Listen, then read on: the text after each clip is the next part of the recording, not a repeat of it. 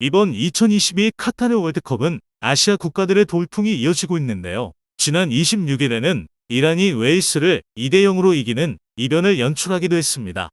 이번 월드컵에서 이미 사우디, 일본에 이어 2차전에서 호주와 이란이 승리를 거두었는데요. 오늘 11월 28일 H조에서 한국과 가나전이 밤 10시에 우루과이전과 같은 장소인 에듀케이셔널 시티 스타디움에서 열립니다.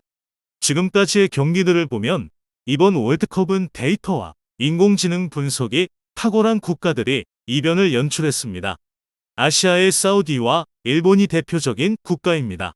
한국과 1차전에서 맞붙었던 우루과이 역시 스페인의 데이터 기업의 데이터 분석을 의뢰했고, 프랑스, 네덜란드, 스페인 같은 축구 강국뿐만 아니라 축구 데이터 분석의 강국이 좋은 결과를 얻어왔습니다.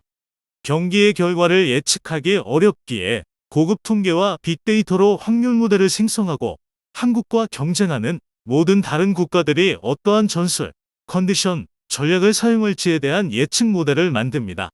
데이터를 통해 일어날 수 있는 모든 것들을 시각화하는 것은 매우 중요합니다. 특히 팀의 조직력, 선수들의 컨디션 및 투지, 경기장 환경, 월드컵 참가 경험 등과 같은 정성 데이터는 AI와 정량 데이터로는 읽어내기 어렵기 때문이죠.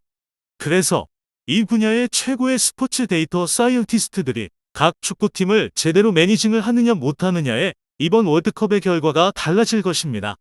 그 예로 2019년 아시안컵 우승팀인 카타르가 이번 월드컵에서 개최국임에도 불구하고 이전 전패로 32개 참가국 중 최초로 탈락의 불명예를 안게 된 이유도 카타르는 다른 여타 아시안 참가국과 달리 감독이나 선수 심지어 팀 운영진 모두 월드컵에 참가한 경험이 거의 전무했기 때문입니다.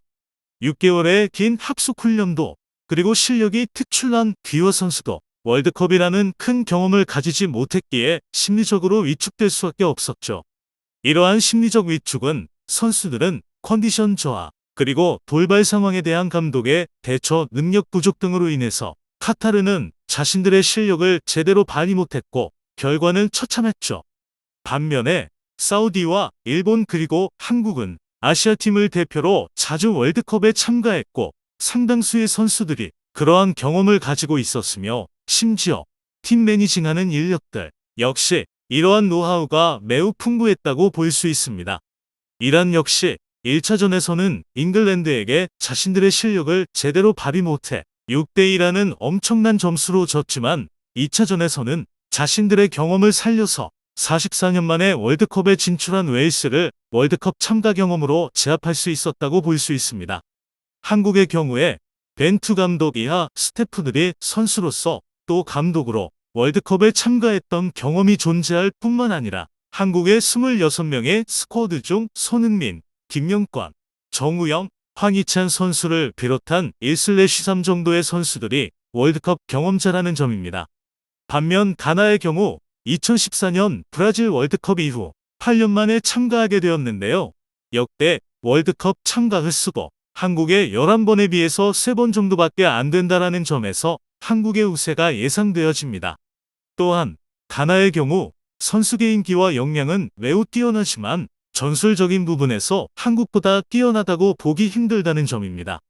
특히 팀의 조직력, 선수들의 컨디션 및 투지, 경기장 환경, 월드컵 참가 경험에서 한국은 이미 우루과이와의 경기를 같은 경기장에서 치러봤다는 장점이 있는 반면에 가나의 경우 새로운 경기장이라는 근본적인 한계가 존재합니다. 물론 가나의 오토 감독이 손흥민 선수의 레버쿠젠 시절 코치였다는 점은 손흥민 선수에 대한 대처가 다른 팀보다는 남다를 수도 있겠지만 데이터 측면에서는 분명 한국이 가나보다 유리하고 특히 감독의 경험치에서 벤투 감독이 가나의 오토 감독에 비해서 매우 높은 경쟁력을 가지고 있기에 한국의 승리가 유력해 보입니다. 하지만 방심은 금물입니다. 어제 일본이 코스타리카에게 일격을 얻어맞으면서 16강 진출이 불투명해졌다는 점입니다. 모든 AI 예측과 데이터가 일본이 이긴다고 했지만 결국 일본의 방심이 복이 되었다고 볼 수 있습니다. 특히 일본 감독이 독일도 이겼으니 스페인도 이길 수 있다라는 자아도취는 매우 심각한 수준입니다. 즉 정량적인 데이터인 기존의 전적으로 일본의 16강 진출이 가능하다는 감독의 잘못된 독선과 자아도취로 코스타리카전에서 주전 5명을 빼고 주전의 체력 안배에 올인한 일본의 교만함은 AI의 데이터에 학습이 되지 않았고 결국 다른 결과가 나타났습니다. 하지만 오늘 가나와의 일전을 하루 앞둔 벤투 감독의 코멘트에서 많은 준비와 겸손함이 묻어 있었습니다. 가나는 수비가 막강한 팀이다. 공격도 강하다. 프리미어리그에서 출전하는 선수들도 많다.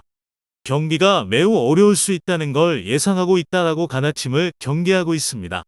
이미 한국팀에는 최고의 스포츠 정량 데이터 전문가들이 포진한 상태에서 경험 많은 감독 역시 가나팀을 철저히 분석하고 냉정한 판단을 하는 것으로 볼 때 큰 실수만 하지 않는다면 한국팀의 승리를 예상합니다. 2002년 히딩크 감독의 나는 항상 배고프다라는 명언은 철저히 방심하지 않고 상대를 알고 분석해내어야 승리할 수 있다는 점을 강조했다고 볼 수 있습니다.